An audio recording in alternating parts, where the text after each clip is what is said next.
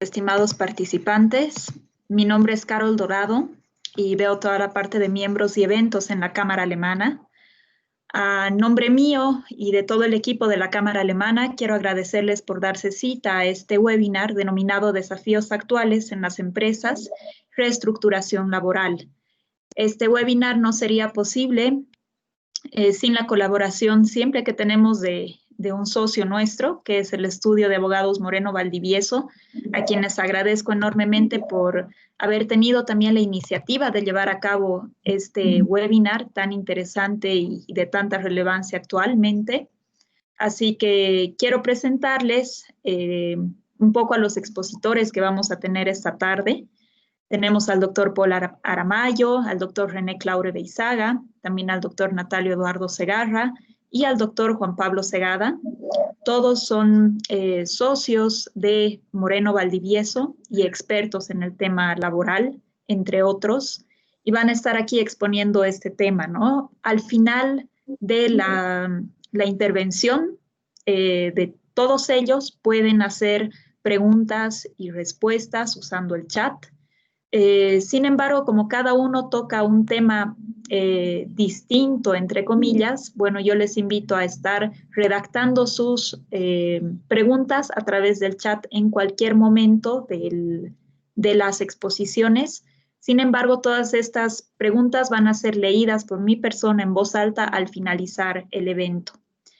Este evento lo vamos a grabar y también les voy a hacer llegar la presentación que ellos van a estar compartiendo esta tarde a sus correos electrónicos.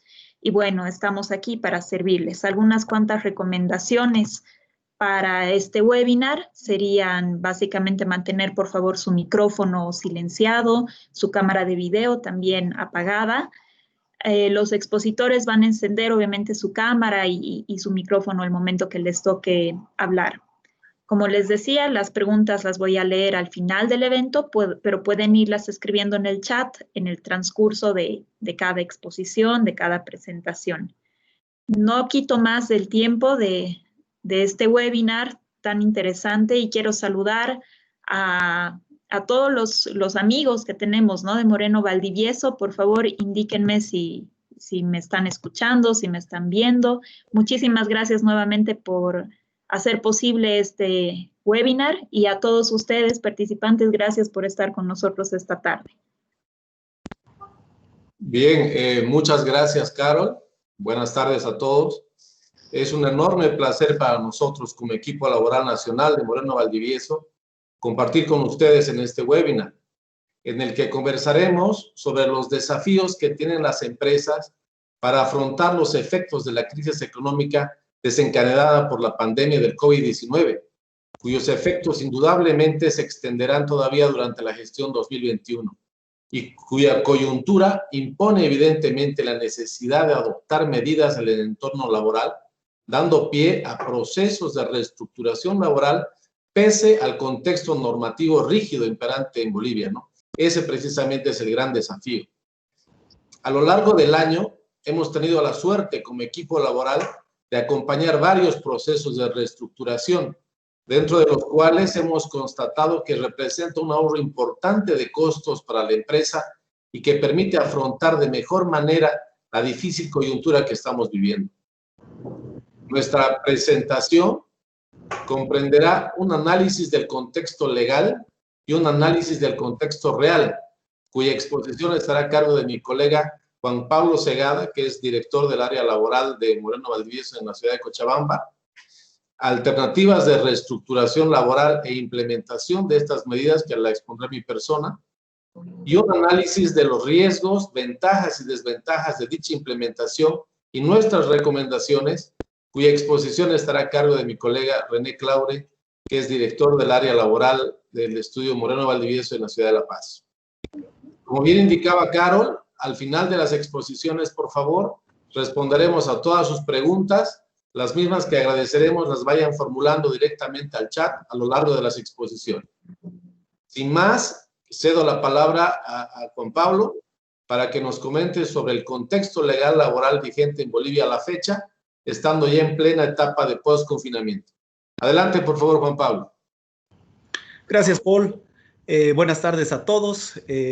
Como se ha anunciado entonces, comenzamos la exposición. Está a mi cargo ahora el punto relativo al contexto legal. En cuanto al contexto legal en materia laboral, debo comentarles que actualmente pues, se tiene una política rigurosamente proteccionista de los derechos laborales a favor de los trabajadores impuesta por el Estado.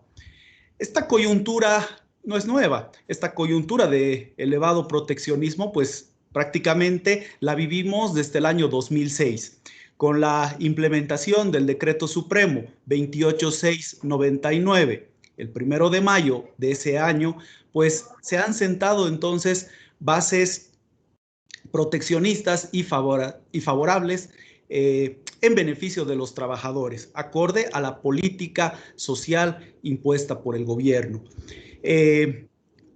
Noten ustedes que este proteccionismo, esta política rigurosa social a favor de los trabajadores, ha sido también en la Constitución Política del Estado, vigente desde el año 2009. Voy a referirme entonces rápidamente a algunos de los principios entonces establecidos dentro de la Constitución en actual vigencia. Por un lado, tenemos el cumplimiento obligatorio de los derechos laborales, pues la normativa laboral, siendo de orden social, es de carácter irrenunciable, innegociable y por lo tanto, pues queda simplemente acatar lo que las normas así lo impongan. El Estado ejerce también la tuición protectiva de los trabajadores de estos derechos impuestos entonces en las normativas, velando entonces por el cumplimiento de estos. También debo referirme al principio de primacía de la relación laboral, por cuanto los hechos prevalecen frente a los contratos, frente a los documentos que pudiera suscribir el empleador y los trabajadores. De esta forma, entonces, los contratos, los acuerdos escritos pasan a un segundo plano, porque se ha visto que en muchos casos estos contratos lo que han generado es simplemente una vulneración de los derechos laborales, un ocultamiento de una verdadera relación laboral, incurriendo inclusive en un fraude social. Debo destacar también la continuidad y estabilidad laboral. Lo que dice este principio es que los trabajadores tienen derecho a permanecer en su fuente de trabajo y solo podrían ser desvinculados, solo podrían ser apartados si incurriesen en una causal de despido justificado.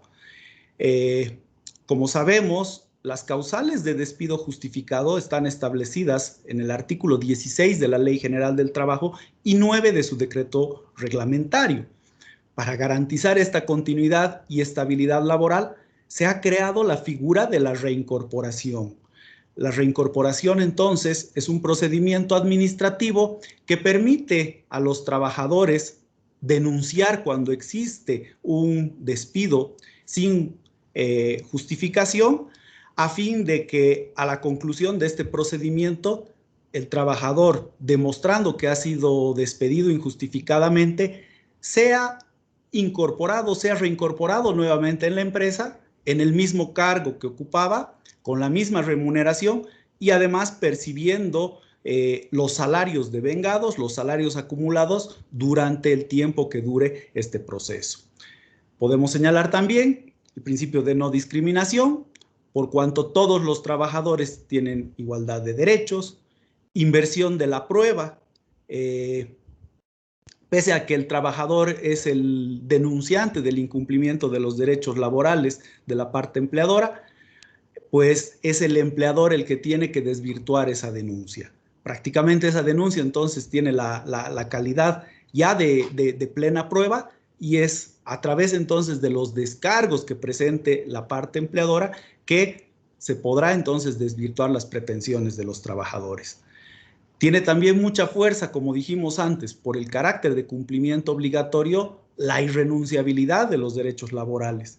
Nótese entonces que un acuerdo, una convención, un convenio que pretenda burlar o que pretenda negar derechos de los trabajadores, simplemente será considerado nulo de pleno derecho e inválido.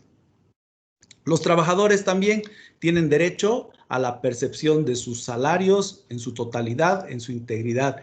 Estos no son susceptibles de figuras como el embargo y actualmente, de acuerdo a la Constitución, tienen el carácter de imprescriptibilidad, por cuanto pueden ser reclamados entonces en cualquier momento, sin importar el tiempo que transcurra desde que estos se hayan constituido. Finalmente, como base del actual contexto legal, me voy a referir a la inamovilidad laboral de los trabajadores, tanto hombres como mujeres, que se encuentren en este periodo, es decir, que hayan concebido un bebé desde la concepción hasta que su hijo cumpliese un año de edad, en su condición de trabajadores gozan de inamovilidad laboral. Nótese que el término de inamovilidad laboral hace alusión al principio de continuidad y estabilidad laboral, pero en su mayor grado de rigidez, ¿sí? Estamos entonces frente a una figura que les está garantizando a los trabajadores en esta condición no solamente la permanencia en su puesto de trabajo, les garantizan la mantención de su salario y además les están garantizando también que ellos no serán removidos ni del cargo ni del lugar físico que ocupan dentro de la empresa. Siguiente diapositiva, por favor. Bien, siguiendo entonces con el contexto normativo que como introducción he señalado, cabe mencionar que esta situación de proteccionismo no ha sido distinta durante la pandemia, ¿sí? En los periodos de cuarentena, en sus distintas modalidades, tanto el proteccionismo en cuanto a la estabilidad laboral como a la percepción de una remuneración en su totalidad, han estado presentes, han sido de preocupación del Estado y han pretendido ser garantizados estos con varios decretos supremos, con resoluciones ministeriales que también se han dictado y comunicados que el Ministerio del Trabajo también ha venido emitiendo. Fíjense ustedes, tenemos este momento en la presentación inclusive una ley, la ley 1309 de 30 de junio del 2020, promulgada por aquella entonces presidente de la Asamblea Legislativa Plurinacional, Eva Copa. En su artículo 7 establecía la prohibición de despido y desvinculaciones. Si miramos con atención este artículo, el Estado protege y protegerá la estabilidad laboral a los trabajadores y a las trabajadoras en organizaciones económicas estatales, privadas, comunitarias, social cooperativa y otros regulados por las normas laborales para no ser despedidos, removidos, trasladados, desmejorados o desvinculados de su cargo durante el tiempo que dure la cuarentena hasta 2 meses después, debiendo inclusive aplicarse esta ley de manera retroactiva a la promulgación. Esa retroactividad entonces ha estado vigente desde el inicio de las cuarentenas, eso ha sido el 22 de marzo del 2020, de este año, y en cuanto a su duración, vale la pena mencionar, vale la pena referirme al Decreto Supremo 4325 de 7 de septiembre de esta gestión que ha venido a reglamentar esta ley. ¿Qué vamos a destacar de ese decreto supremo que ha reglamentado esta disposición?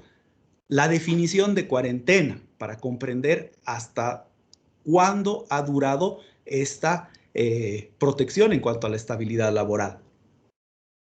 Es de esta forma que remontándonos a la definición de lo que se entiende por cuarentena, de acuerdo al decreto supremo, vamos a ver que se ha establecido que cuarentena es el tiempo en el que se han paralizado por completo las actividades laborales. De acuerdo al decreto supremo 4199, 4200 y 4214, nos queda claro que la cuarentena rígida, la que implicó la paralización de actividades laborales, duró hasta el 30 de abril. Por lo tanto, mirando nuevamente lo que establecía este artículo 7, pues tenemos que 2 meses después de la finalización de esa cuarentena rígida, esta norma tenía aplicación. Es decir, hasta el 30 de junio de la presente gestión, entonces, ha regido este artículo contenido dentro de la ley 1309. Siguiente diapositiva, por favor. Bien, hasta esta parte entonces hemos revisado el contexto legal que vivimos, no muy diferente a las políticas salariales, a las políticas laborales implementadas desde el año 2006. Hemos visto que la estabilidad laboral y la garantía de los salarios de los trabajadores ya estaban presentes entonces en las disposiciones que hemos señalado. Ahora, en cuanto a la realidad, ¿qué es lo que vemos? Muchas empresas han tenido que desvincular gente, producto de la pérdida y disminución de ingresos que ha generado esta situación de la pandemia. Muchas empresas tienen la necesidad de implementar alternativas para no cerrar sus operaciones.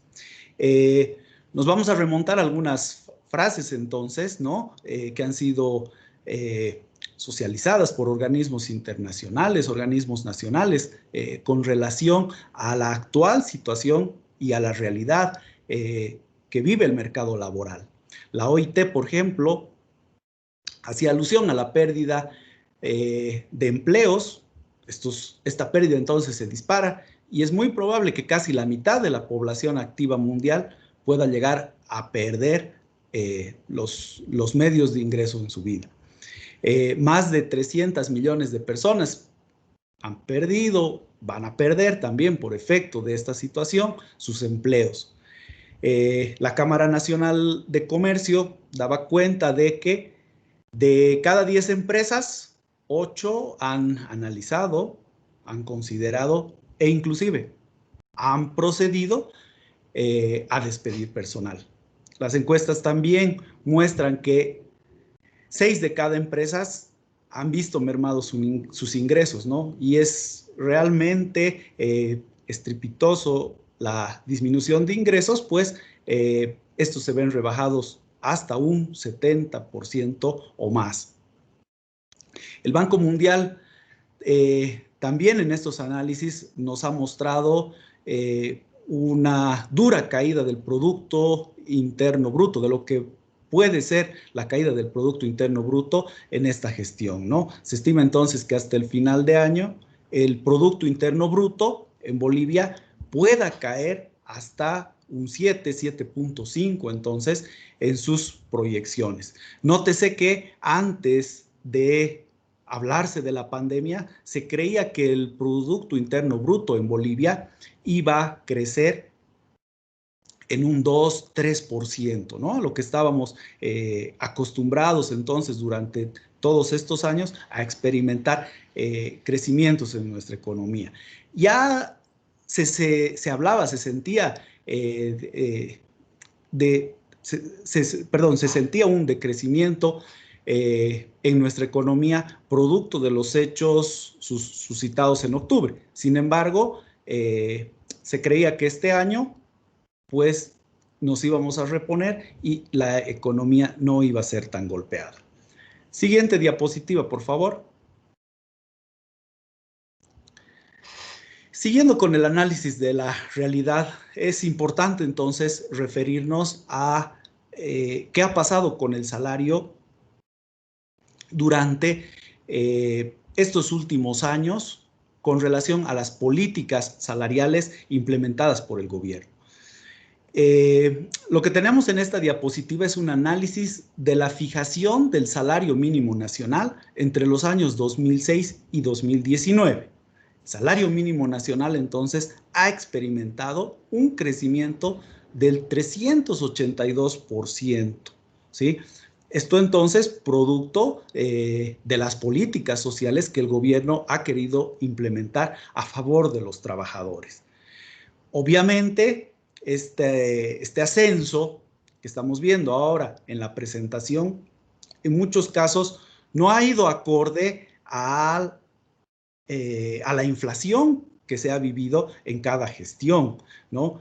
Y lamentablemente, como vamos a ver a continuación, pues el desfase que genera esta diferencia y estos elevados incrementos entonces en la fijación de la política salarial, pues dan cuenta de que los salarios se van a ver desfasados, ¿no? Inclusive con relación a las políticas salariales internas, a la curva salarial interna que tiene cada empresa. La fijación del salario mínimo nacional inclusive tiene incidencia en lo que es el bono de antigüedad y lo que son los distintos subsidios a los que está obligada la parte empleadora, precisamente en esa etapa de inamovilidad que veíamos en anteriores diapositivas, ¿no? Entonces, en la medida que el incremento salarial crece, afecta en la planilla, no solamente en el haber básico de los trabajadores que tenían fijado el salario mínimo nacional, sino también en el bono de antigüedad, y vemos también incidencia entonces en otros subsidios más que forman parte de la carga laboral a la que está obligada la parte empleadora. En esta diapositiva entonces también vemos el impacto negativo que han sufrido las empresas privadas con relación al incremento salarial. Estos entonces son los porcentajes fijados al haber básico cuando pues estos están por encima del salario mínimo nacional. Este incremento entonces entre el año 2006 y el año 2019, fíjense ustedes, tiene un ascenso de un 149%, ¿no? Con seguridad también una cifra totalmente desfasada de aspectos como la inflación y otros que debieron ser considerados entonces a momento de implementar estas políticas salariales. Durante todos estos años hemos escuchado al sector empresarial, al sector privado, manifestarse sus observaciones sobre este aspecto, ser partícipes de las negociaciones en cuanto a políticas de incrementos salariales, ¿no? Lamentablemente no se han escuchado sus observaciones, no se han escuchado sus pedidos y esto ha generado entonces que en muchos casos pues el mercado laboral, en lugar de ser competitivo, ¿no? Por los altos salarios, los altos costos entonces que en función de la antigüedad se vienen incrementando, desmejoran su competitividad. Va a continuar con la exposición entonces ahora el doctor Aramayo, a quien le cedo la palabra con relación a las alternativas de reestructuración laboral.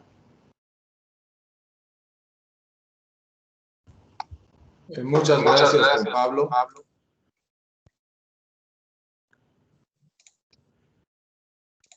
Bien, tal y como lo expusiera Juan Pablo, existe una evidente disociación entre el marco laboral extremadamente protectivo a favor del trabajador con la realidad que viven las emergentes de la crisis generada por las medidas dictadas como efecto de la pandemia por el COVID-19.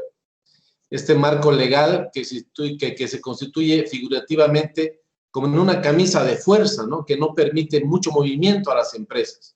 Es en este contexto rígido que debemos encontrar la posibilidad de aplicar medidas laborales que permitan a la empresa afrontar de mejor manera la crisis, asegurando su sostenibilidad y continuidad como empresa, así como la de mantener la mayor cantidad de fuentes de trabajo posibles.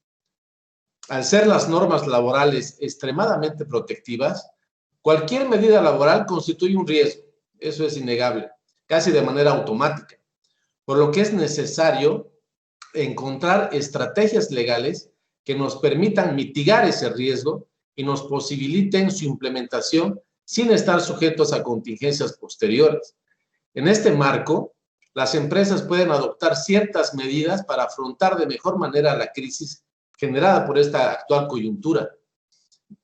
Nosotros hemos clasificado algunas alternativas que las empresas podrían aplicar para afrontar la actual coyuntura. Bueno, primero tenemos la aplicación de vacaciones. Durante toda la etapa de cuarentena rígida y dinámica vigente durante los meses de marzo a agosto del presente año, la pregunta recurrente era sobre las vacaciones, ¿no? Que era si la empresa podía disponer unilateralmente la toma de vacaciones durante dicho periodo. Creo que a la fecha y al estar en la fase final prácticamente del post-confinamiento, dicha pregunta ya no tiene relevancia, ¿no? Sin embargo, a lo largo de los varios procesos laborales que hemos venido acompañando a lo largo del año, hemos evidenciado que la mayoría de las empresas no cuentan con una política adecuada de toma de vacaciones, cuyo mal manejo a la larga, vale decir al momento de una desvinculación laboral, se traduce en altos costos a la empresa, pues se tienen que pagar las vacaciones acumuladas junto con el resto de beneficios sociales. Es importante puntualizar en este punto que la asignación del rol de turno de toma de vacaciones es un derecho que tiene la empresa, rol que debiera ser realizado preferentemente a principios de cada gestión y comunicada de manera anticipada y en debida forma a todo su personal. Si cumplido lo anterior, es decir, que la empresa haya asignado el rol de turno de toma de vacaciones y el trabajador no hace uso de las vacaciones asignadas en el rol de turno determinado por la empresa y no cuenta con ningún documento o comunicación del empleador en sentido de respetar la acumulación de sus vacaciones, éstas se pierden y el trabajador no podría reclamar su pago ante una eventual desvinculación de la empresa, debiéndosele pagar solamente la última vacación completa y las 12º de la vacación correspondiente a la gestión en curso. Es decir, solo las últimas 2 gestiones, de acuerdo a lo establecido en la uniforme jurisprudencia emitida sobre este aspecto. Hemos evidenciado también que generalmente las empresas no hacen un debido manejo de las vacaciones de su personal y confunden en muchos casos la imposibilidad de acumulación de las vacaciones establecidas en el artículo 33 del reglamento de la Ley General del Trabajo con el mandato constitucional de la imprescriptibilidad de los derechos laborales, aspectos que no son de ninguna manera incompatibles. Lo cierto es que si la empresa asigna el rol de turno de toma de vacaciones y el trabajador no las toma de manera voluntaria, las pierde y no son acumulables, salvo exista imperativamente un acuerdo en forma escrita entre las partes para su acumulación, es decir, sea mediante convenio, carta, memorando o cualquier nota con proveído de rechazo, prórroga o suspensión de este derecho, ¿no? O finalmente un silencio del empleador respecto a la solicitud escrita realizada por el trabajador para hacer uso de este derecho dentro del año que debe ser concedido. De no haber sido tomada oportunamente y no existir ningún acuerdo de acumulación de las mismas, las vacaciones del trabajador se pierden, por lo que ante una eventual desvinculación laboral, solo se debería pagar las vacaciones de la última gestión completa y la de las 12º de la última gestión en curso. Por tanto, para terminar este punto, un mal manejo de las vacaciones constituye a la larga un alto costo para la empresa, por lo que considero necesario que todo empleador implemente una adecuada política de toma de vacaciones en la empresa a objeto de evitar pagar elevados montos por dicho concepto en desvinculaciones laborales futuras. Otra medida que nosotros hemos podido determinar son las reducciones temporales de salarios.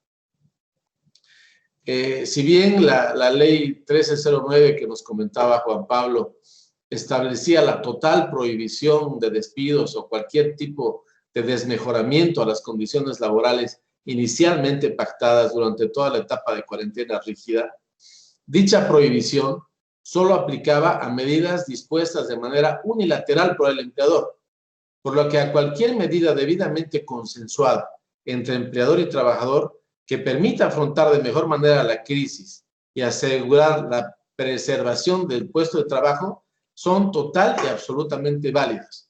¿En base a qué? En base al principio de la autonomía de la voluntad de las partes y particularmente en la teoría de los actos consentidos que son de estricta aplicación en materia laboral. Por tanto, a fin de que estas empresas puedan cumplir finalmente con el mandato constitucional de la estabilidad laboral, son alternativas totalmente válidas las de reducción temporal o definitiva de salario, ¿no? Pero ¿cómo instrumentamos esta reducción de salario? Si bien el Decreto Supremo 3770 prohíbe expresamente la reducción salarial dispuesta de manera unilateral por el empleador, esta misma norma otorga la posibilidad de que entre empleador y trabajador se acuerde la aplicación de una reducción salarial, la misma que podrá ser temporal o definitiva, a objeto de afrontar de mejor manera esta difícil situación. Dicho acuerdo entre empleador y trabajador emergerá evidentemente de la difícil situación por la que estaría atravesando la empresa y en estricta aplicación del principio de razonabilidad, ¿no?, que debe imperar en el ámbito laboral, en cuyo sustento las partes, de manera consensuada, decidan aplicar una reducción salarial temporal o definitiva, lo que sea necesario, ¿no?, a objeto de que la empresa pueda afrontar de mejor manera la situación y se puedan salvaguardar la viabilidad de la empresa. Medida que al final posibilitará mantener la fuente de trabajo de los mismos empleados, ¿no? Es decir, respetando en todo momento la estabilidad laboral de los trabajadores. De no ser suficiente una reducción salarial temporal y mantenerse una situación comprometida dentro de la empresa, podría considerarse aplicar medidas de reducción salariales permanentes. Tal y como nos comentaba Juan Pablo, todos los incrementos obligatorios al salario básico dispuestos por el gobierno desde el año 2006 hasta el 2019 representaron un incremento de 149%, imagínense, más el incremento constante del salario mínimo nacional, igual del 2006 al 2019, representaron un incremento del 382%. Esta tal magnitud de estos incrementos evidentemente pues han generado un desfase salarial importante dentro de las empresas, además de que en muchos casos los salarios pueden haber quedado muy desfasados en comparación con el salario que se paga dentro del mercado laboral competitivo actual. Entonces, esta situación obliga indudablemente a la empresa a tomar medidas de nivelación salarial acorde a esta nueva realidad, debiendo aplicar en muchos casos reducciones salariales permanentes, ¿no? Para aplicar estas reducciones salariales definitivas o permanentes, resulta imprescindible que los trabajadores tomen conciencia de la delicada situación económica de la empresa y se involucren en la búsqueda de soluciones para que de manera consensuada entre empleador y trabajadores se busque proteger el interés común por encima de los intereses individuales.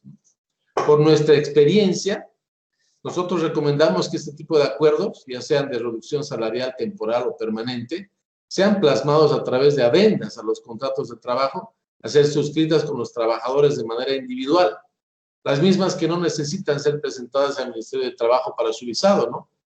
Que es importante materializar estos acuerdos de manera escrita, ya sea en adendas o convenios colectivos, que es la otra posibilidad en caso de que la empresa cuente con sindicato. Pues estos documentos demostrarán la voluntad de ambas partes, pero particularmente el pleno consentimiento del trabajador en su aplicación, por lo que luego no podría desconocer ese acuerdo y asumir tal situación como un despido indirecto. Y estos documentos también nos servirán como constancia del acuerdo ante posibles observaciones de los entes gestores de salud a corto y a largo plazo respecto a la reducción de aporte a los mismos. Otra medida que es de las más duras es la desvinculación, ¿no? De no ser suficiente la aplicación de este tipo de medidas de reducciones salariales temporales o definitivas o permanentes para asegurar la continuidad y sostenibilidad de la empresa, podría considerarse la aplicación de desvinculaciones laborales. Ahora bien, como también nos explicaba Juan Pablo, toda la abundante normativa emitida dentro del estado de emergencia sanitaria del COVID-19 han recordado permanentemente a los empleadores el mandato constitucional de garantizar la estabilidad laboral de sus trabajadores, quedando terminantemente prohibido el despido injustificado de trabajadores, salvo las causales de despido justificado señaladas en la Ley General del Trabajo y sus decretos reglamentarios. Es decir, que el gobierno de transición y ahora el actual gobierno continúan nomás la línea del régimen de estabilidad laboral rígido impuesta en Bolivia desde el Decreto Supremo 28699 y recuerda en todo momento la improcedencia de despidos injustificados. Normas que, como fuera explicado, muestran una evidente disociación, ¿no?, entre el marco laboral extremadamente protectivo a favor del trabajador con la realidad que están viviendo las empresas emergentes de esta crisis generada por el COVID-19. Las desvinculaciones, de ser posibles, son posibles, pero tienen que ser consideradas como un último recurso para asegurar la estabilidad de la empresa y asegurar la preservación del empleo de la mayoría de los trabajadores.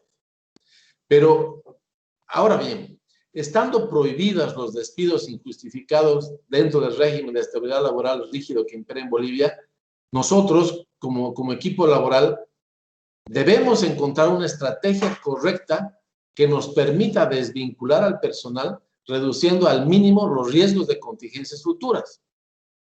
Y es ahí donde nuestra experiencia nos ha llevado a aplicar estrategias de desvinculación consensuadas con los trabajadores a manera de poder facilitar esta salida de trabajadores dentro de la empresa.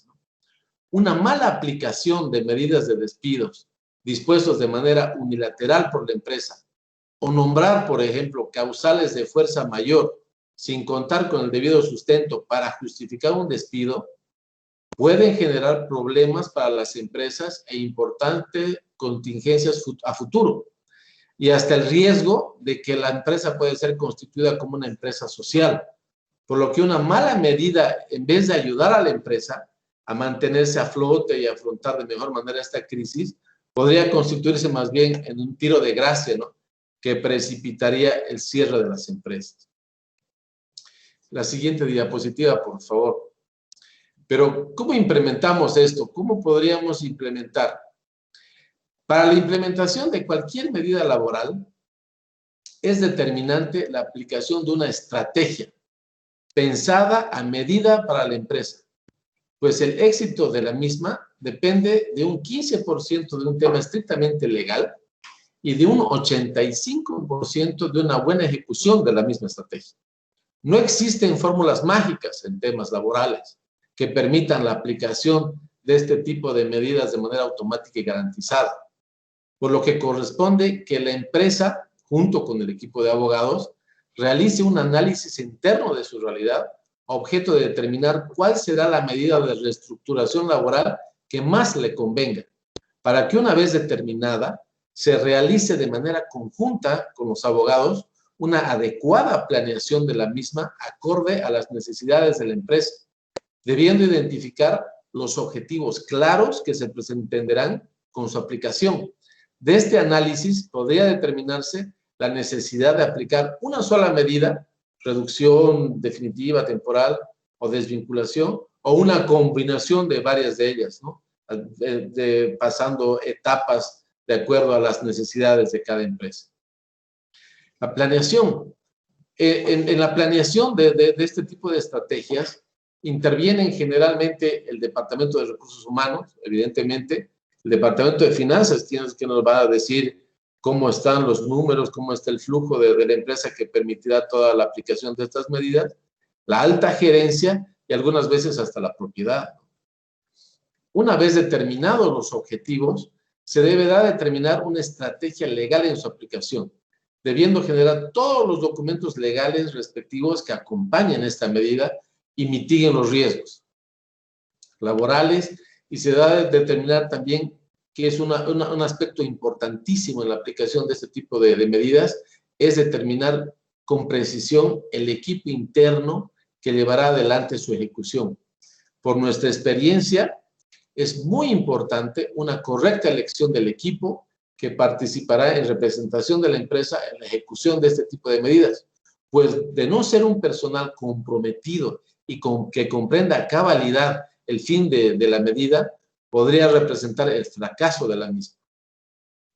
Una vez que ya se tiene armada toda la armazón de la medida y debidamente planeada, se debe comunicar esta medida al equipo que ejecutará la medida, que al fin de cuentas va a transmitir la decisión de la empresa en su implementación, para lo cual se realizan o se deben realizar varias reuniones internas de coordinación, a objeto de que la gente que vaya a participar del proceso conozca a cabalidad el fin del mismo con la mayor transparencia posible. Pues con esa misma transparencia, el equipo comunicará o deberá comunicar al personal afectado la decisión de la empresa al momento en que le toque sentarse a negociar ya con cada uno de los trabajadores afectados, ¿no? Y la ejecución, ¿no? Dentro de la ejecución de la medida, se deberá realizar un seguimiento permanente y constante del proceso, siendo necesario en algunos casos reevaluar la estrategia y modificarla, acomodándola a las situaciones particulares del trabajador, siempre buscando el éxito del proceso y mitigar en lo posible los riesgos laborales. Señalaba anteriormente que toda medida laboral implica siempre un riesgo, por lo que ahora mi colega, doctor René Claure, nos expondrá precisamente los riesgos, cuáles son las ventajas y las desventajas en la aplicación de este tipo de medidas de reestructuración laboral. Adelante, por favor, René. Muchas gracias, Paul, y un gran saludo a todas las personas que nos están acompañando esta tarde, a nuestros colegas, a los empleadores, a los empleados y todos aquellos que tienen interés en conocer este tema tan apasionante, tan actual y que se vive el día a día en las empresas, muchas veces con orientación legal, otras veces sin orientación legal, pero en definitiva una necesidad que surge a partir de la realidad que nos toca vivir en Bolivia. Como toda medida, y así como anticipaba Paul, la reestructuración laboral conlleva determinados riesgos. Lógicamente, en Bolivia, los principales riesgos se originan en posibles denuncias al Ministerio de Trabajo o posibles juicios laborales. Estos son los principales frentes que en un principio se abren cuando una empresa decide implementar y ejecutar un proceso de reestructuración laboral. Desde el punto de vista administrativo, se pueden enfrentar determinadas multas que varían en su rango de aplicación dependiendo del tamaño de la empresa, pero también, una vez agotada la fase administrativa o en algunos casos de manera directa, se pueden afrontar juicios laborales, acciones de amparo constitucional por reincorporación. Es decir, que cuando implementamos un proceso de reestructuración laboral, tenemos estos riesgos principalmente ahí abiertos. Sin embargo, a pesar de estas amenazas, a pesar de que no todo en la vida es tan sencillo y a veces existen complicaciones, pues existen ventajas que desde luego justifican, hacen necesario correr estos riesgos. En primer lugar, el contexto actual de crisis, de problemas económicos, de desempleo. La ministra de Trabajo expresaba el día de hoy que tenemos un nivel altísimo de desempleo que ha superado el 10%. En fin, los cierres de empresas, la gran conflictividad que se ha vivido, la paralización de actividades prolongada, ha hecho que tengamos un contexto que es negativo para el empleo, que lo pone en riesgo. En ese sentido, el contexto actual permite que los trabajadores, que los empleados adquieran cierta conciencia, cierta razonabilidad sobre la etapa difícil que nos toca vivir. Por lo tanto, el contexto actual de difícil solución es un contexto positivo para las reestructuraciones laborales, para mirar qué es lo que podemos ajustar al interior de la empresa. En segundo lugar, las reestructuraciones laborales permiten una reducción significativa de costos. Como decía mi socio Paul, nos ha tocado asesorar algún proceso durante este tiempo o algunos procesos, y para darle simplemente un ejemplo, del 100% de objetivo que se tenía de reducción de costos, se ha alcanzado en un 80% a través de la reestructuración laboral, a través de una combinación de las medidas que se han presentado con anterioridad. Además, pues debido a estos desfases de la realidad que hemos tenido durante los últimos años, los desfases económicos, se han generado muchas veces estructuras pesadas, estructuras difíciles de afrontar y de sobrellevar en relación a la dimensión del negocio, en relación al perfil del cargo, ¿no? Y la reestructuración laboral también nos ayuda a alinearlos, nos ayuda a viajar ligeros, que es lo que hemos aprendido durante este tiempo de pandemia, que no necesitamos muchas cosas y que podemos viajar ligeros. Entonces, la reestructuración laboral ofrece también esta ventaja, ofrece esta posibilidad de que podamos alcanzar una estructura alineada y acorde a la dimensión del negocio, ¿no?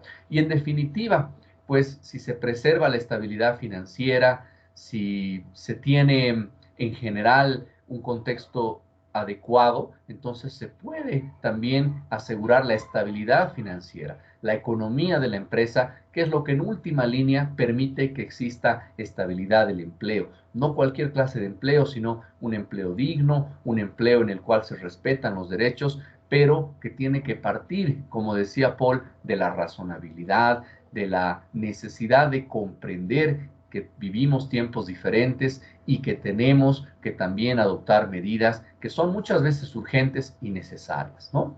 Ya en la práctica, lo que nosotros hemos visto, que combinar una serie de medidas de acuerdo a las necesidades reales, de acuerdo a lo que vive cada empresa, ayuda también a diversificar el riesgo, ¿no?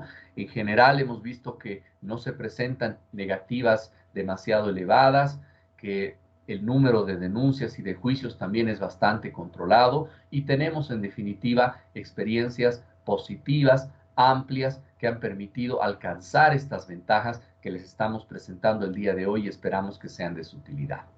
En cuanto a las desventajas, el derecho laboral es uno de los derechos más humanos.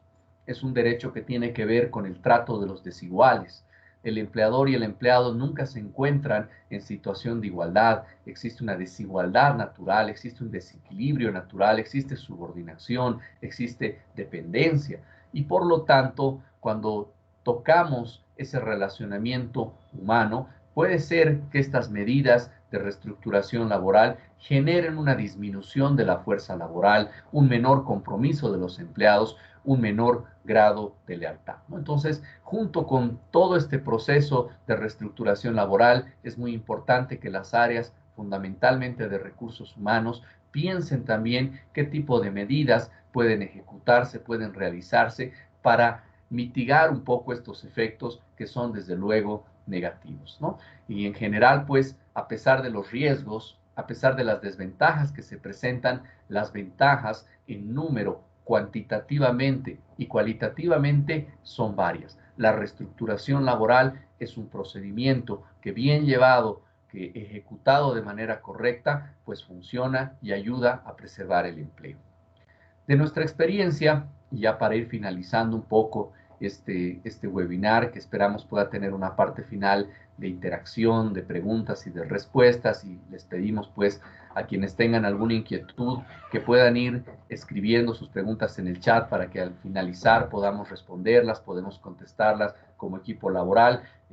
Mi socio Paul está en Santa Cruz, mi socio o el director de nuestra oficina de Cochabamba, el doctor Juan Pablo Segada, pues está en esa ciudad y yo estoy acompañándolos desde La Paz. Entonces, esta interacción de equipo, de tener profesionales en diferentes lugares de Bolivia, donde la práctica del derecho laboral también es distinta, nos puede ayudar a comprender un poco de mejor manera cómo funcionan las reestructuraciones laborales. No hemos querido abundar en muchas claves y en muchas recomendaciones, Presentamos simplemente 3 que creemos son muy básicas. Por razones de tiempo no podemos compartir mucho más de lo que ha sido nuestra experiencia durante todos estos años y particularmente durante este tiempo de cuarentena, encarando y llevando adelante este tipo de procesos de reestructuración.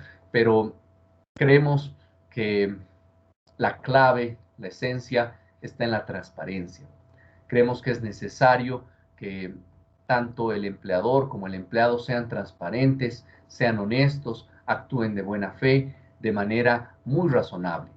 Los empleados muchas veces conocen de mejor manera la situación de la empresa que los propios empleadores. No se les puede presentar una realidad desdibujada, una realidad distorsionada. No se les puede decir que la empresa está en crisis cuando en realidad está ganando mucho.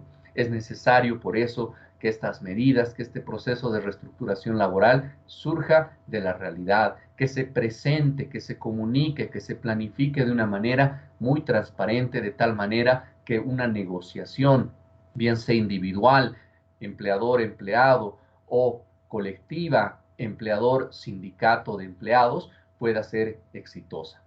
De igual manera, la ejecución de este tipo de medidas de reestructuración laboral tiene que ser muy ágil, tiene que ser muy expedita, muy bien coordinada, tiene que ser muy rápida.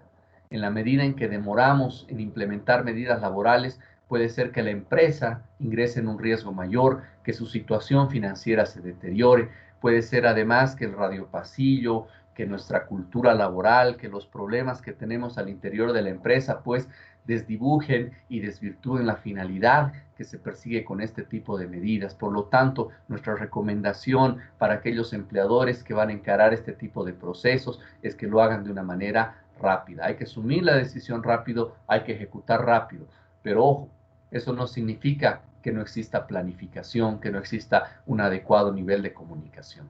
Y por último, como decía también mi socio Paul, pues tiene que existir evaluación y ajuste constante. El derecho, los hechos, las personas, somos cambiantes, variamos, un día pensamos de una manera y otro de otra manera, en fin, por lo tanto, dentro de un proceso podemos nosotros anticipar, pensar o creer que las personas se van a comportar de determinada manera, pero ya en los hechos, cuando tenemos la medida enfrente, cuando ha llegado el momento de asumir la decisión, pues las cosas pueden cambiar. Y es necesario ahí tener un equipo que respalde, tener un comité que esté muy al pendiente de este proceso, que esté involucrado en el seguimiento de este proceso, tanto desde el área financiera, desde el área de recursos humanos, como del área legal, para que se puedan realizar evaluaciones y ajustes constantes en el camino.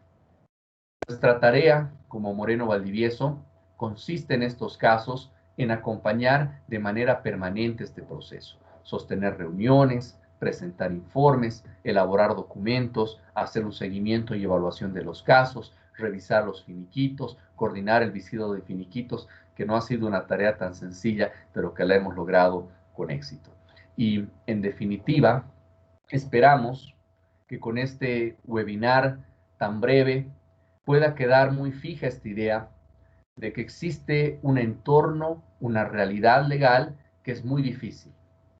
Pero a pesar de esa rigidez, a pesar de los parámetros legales cerrados que tenemos en el derecho laboral, tenemos una realidad que se impone. El derecho sigue a los hechos. Y en este caso, la coyuntura de crisis, las dificultades económicas, la reducción de ingresos, la pérdida del empleo, no solo en Bolivia, sino a nivel mundial, hacen que la reestructuración laboral, como un proceso ordenado, como un proceso bien meditado y bien pensado, se encuentre más vigente y sea más necesaria que nunca. Las empresas más prudentes, los empleadores más prudentes, ya han asumido medidas desde el mismo comienzo de la cuarentena. Posiblemente todavía hay algunas empresas que a pesar de esos esfuerzos, que a pesar de esas medidas, todavía tengan la tarea pendiente de comenzar estos procesos de reestructuración laboral. Desde el equipo de Moreno Valdivieso, que se estructura a nivel nacional en las ciudades más importantes, esperamos que la información breve que hemos compartido con ustedes sea útil y les ayude a tomar medidas oportunas, seguras, para salvar el empleo. Muchas gracias.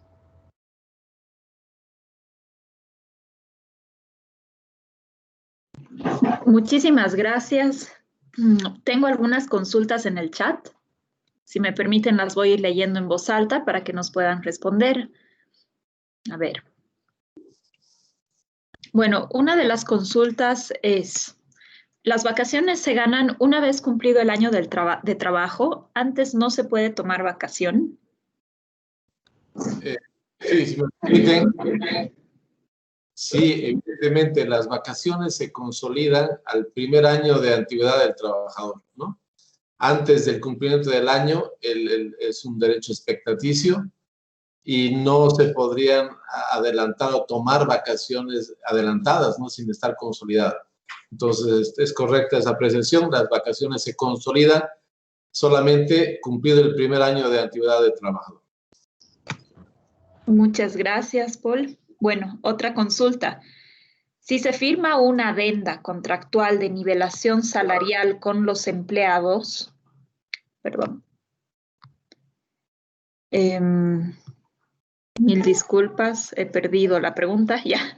Si se firma una adenda contractual de nivelación salarial con los empleados, ¿cuál es la vía apropiada para reportar a las entidades de seguridad social, cajas, AFPs, esta reducción, que incidirá también en una reducción de estos aportes?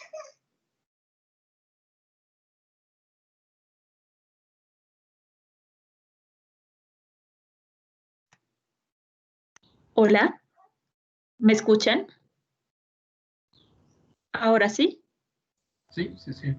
Ya, si se firma una adenda contractual de nivelación salarial con los empleados, ¿cuál es la vía apropiada para reportar a las entidades de seguridad social, como las AFPs, etcétera, esta reducción, ya que va a incidir también en una reducción de estos aportes?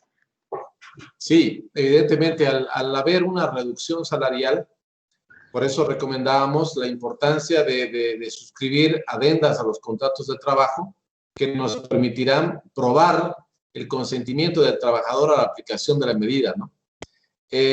Nosotros recomendamos no esperar que sea el ente gestor quien nos vaya a consultar el motivo de la reducción del aporte, sino que más bien tener una actitud proactiva y una vez que se llegue a un acuerdo con los trabajadores de reducir el salario, nosotros recomendamos que se haga una comunicación mediante carta al ente gestor informando de esta situación, a objeto de que ya se encuentre sobre aviso el ente gestor sobre esta aplicación de medida que incidirá definitivamente en el aporte menor, ¿no?, que va a recibir el ente gestor.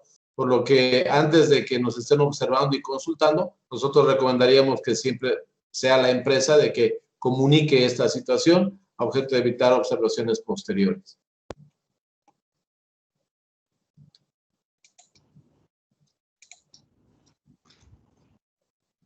Muchas gracias. Otra consulta. Si bien es complicado en algunas regionales los visados de finiquitos, hay tiempos establecidos y el marco legal de obligación del visado. No, no hay ninguna norma que establezca un plazo legal para visar un finiquito. Por tanto, el visado de finiquito se puede hacer en cualquier tiempo.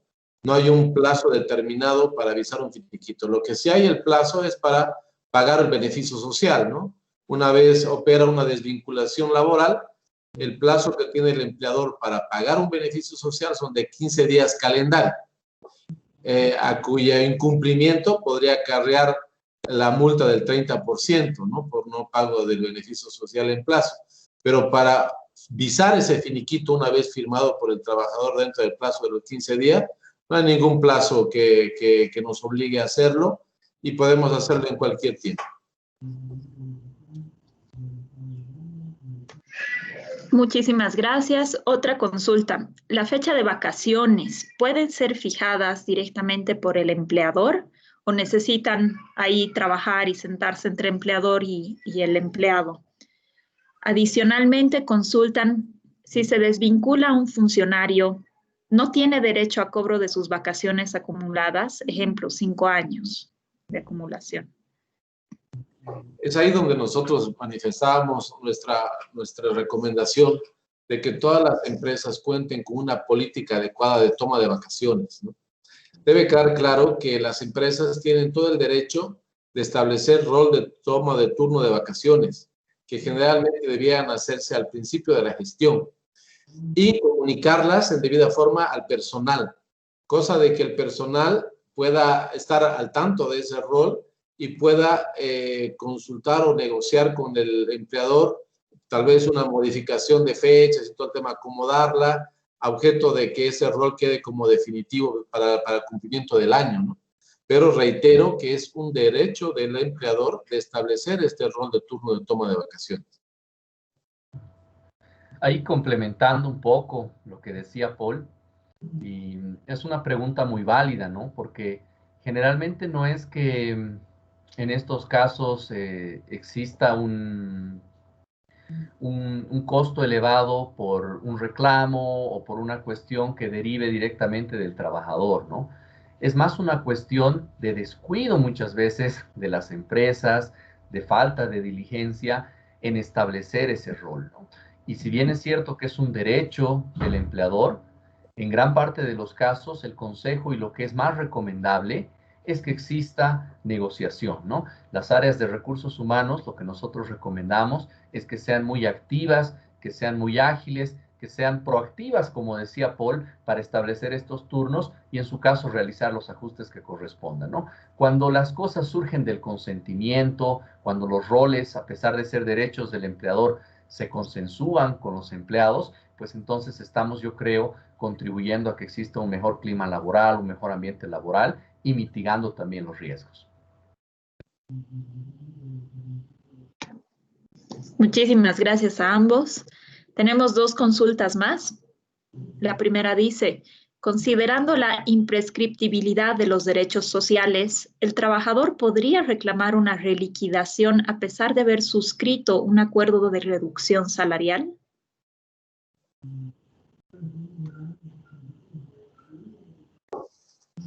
Bien, un acuerdo de reducción salarial es total y absolutamente válido porque demuestra el consentimiento del trabajador.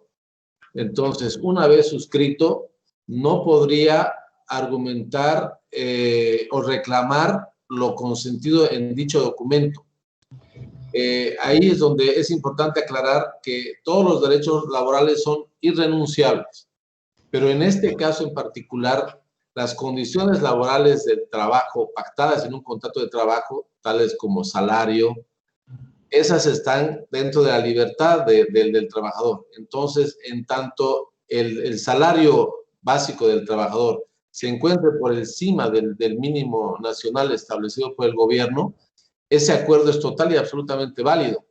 Entonces, si dentro de la relación laboral las partes acuerdan modificar ese salario inicialmente pactado y reducirlo, adecuándolo a la realidad por la que estamos pasando ahora por la coyuntura del COVID-19, en tanto ese salario se encuentre por encima del mínimo nacional, es total y absolutamente válido y el trabajador no podría luego desconocerlo y pretender que esa reducción ha constituido un despido indirecto, ¿no? Que le pueda generar algún beneficio adicional. Entonces, reitero que es importante que ese consentimiento quede plasmado en un documento escrito que nos servirá de prueba para demostrar el total y pleno consentimiento del trabajador en la aplicación de esta medida. Perdón, complementando la respuesta que daba mi colega, correctamente el consentimiento hace posible la rebaja de salario y además quiero complementar que hay una disposición legal que permite ese consentimiento para la rebaja de salarios. Es el Decreto Supremo 3770 de 9 de enero del 2019, el que ha previsto la posibilidad entonces de que los salarios puedan ser reconsiderados, puedan ser rebajados, como bien se dijo, con el consentimiento del trabajador, respetando la imposición del salario mínimo nacional. Muchísimas gracias. Y bueno, voy con estas 2 últimas consultas, si les parece, para no quitar mucho tiempo tampoco a ustedes ni a los participantes. Preguntan, el cambio de sede laboral de un lugar a otro, ¿no?, puede ser considerado como parte de la reestructuración. Si fuese ese el caso, ¿cuál es el artículo o norma laboral que especifica que se permite hacer esto en una reestructuración?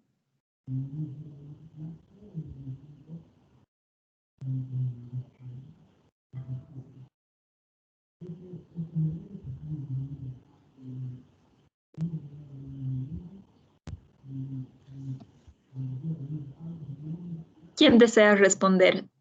Si gustan, también les leo ya la última pregunta, que es muy cortita, ¿no? En caso de reestructuración en una empresa, ¿debe ser comunicado por el comité mixto? Esas serían las dos últimas consultas. Muchas gracias.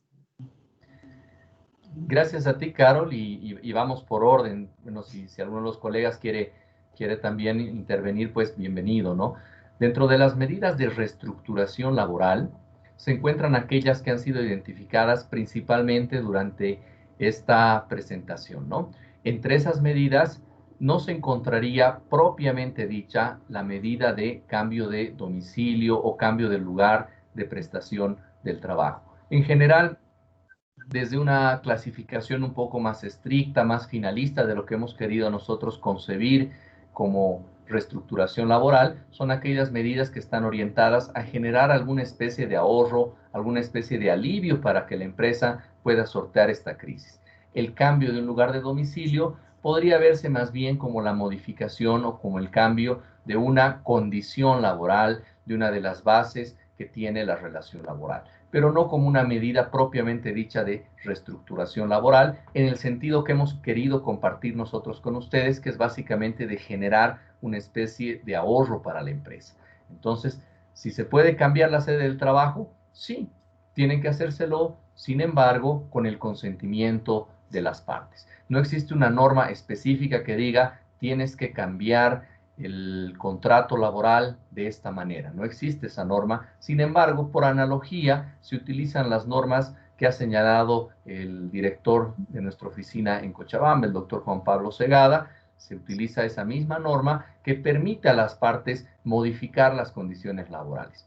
Si se puede cambiar el salario, que es una condición tal vez más esencial y más importante que el lugar de trabajo, entonces lógicamente también por analogía está plenamente permitido, es legalmente válido que con el acuerdo de las partes se pueda modificar el lugar, la dirección, el domicilio donde se va a prestar el trabajo, ¿no? Y eso sin considerar, pues, Carol, que ahora estamos viviendo una época bastante distinta, bastante diferente, ¿no? Tenemos un nuevo entorno, muchos de nosotros estamos desde las casas, no estamos asistiendo a los lugares de trabajo, ¿no? Entonces, lógicamente es algo que se puede cambiar, ¿no? La segunda, tal vez tú, Paul. Bueno, el tema de en caso de reestructuración, una empresa debe ser comunicada al comité mixto. No, las medidas de reestructuración laboral deben ser consideradas por el Departamento de Recursos Humanos, por la Gerencia Administrativa Financiera, por la alta gerencia e inclusive por la propiedad, ¿no? El comité mixto, me imagino que se refiere al de higiene y de seguridad ocupacional de la empresa, tiene absolutamente otra tarea, otra labor, no tendría nada que hacer en este tipo de reestructuraciones o medidas de mitigación de la difícil situación por la que estuviera atravesando la empresa, ¿no? Entonces, no tiene nada que ver un comité mixto dentro de estos procesos de reestructuración como tal. Perfecto. Pues muchísimas gracias, doctor Aramayo, doctor Claure, doctor Segada, por la presentación tan clara, y a todos los participantes también por haberse conectado y estado con nosotros. Yo voy a detener en este momento la grabación y